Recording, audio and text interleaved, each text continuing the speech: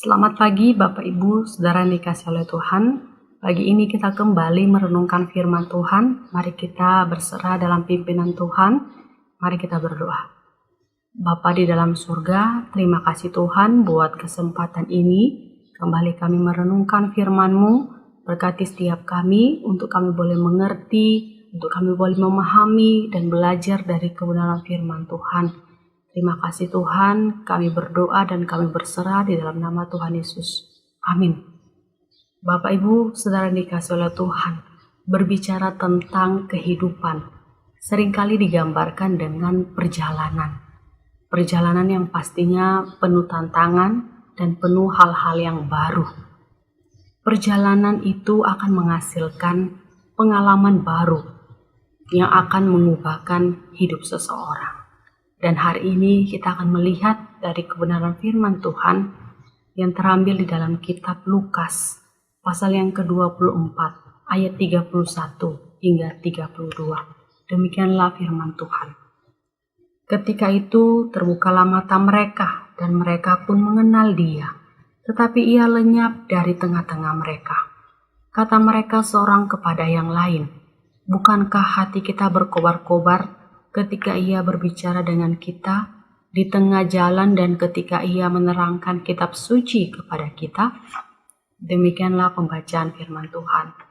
Di dalam firman Tuhan yang boleh kita baca barusan, dikisahkan setelah Yesus mati dan bangkit pada hari yang ketiga.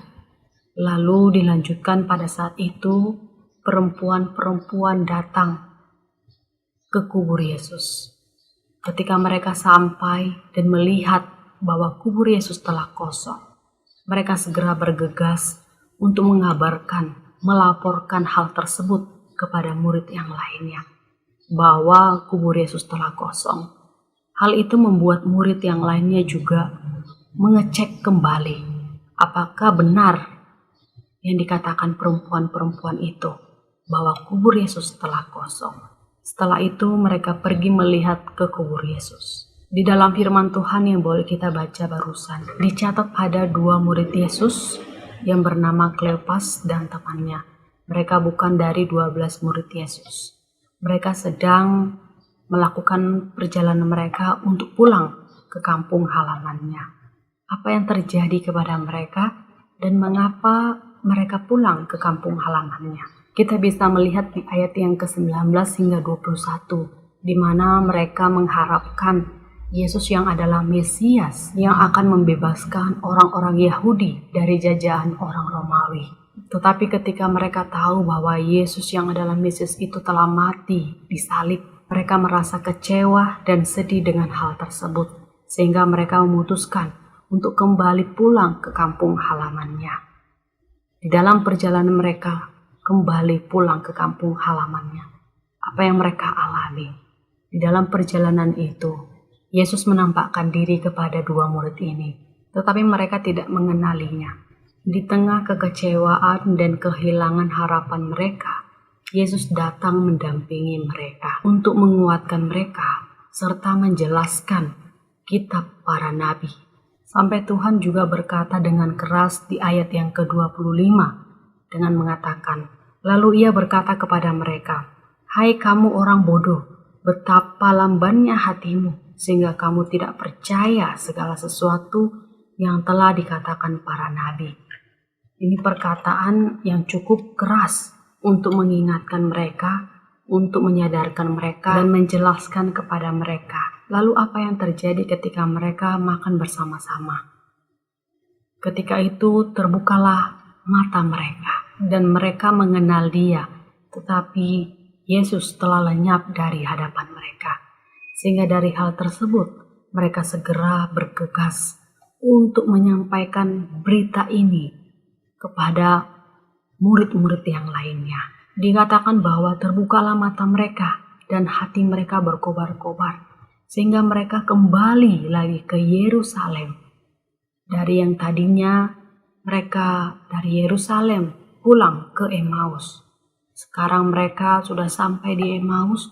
Mereka segera bergegas kembali lagi ke Yerusalem untuk mendapati murid-murid Tuhan Yesus yang lainnya dan menceritakan kejadian itu.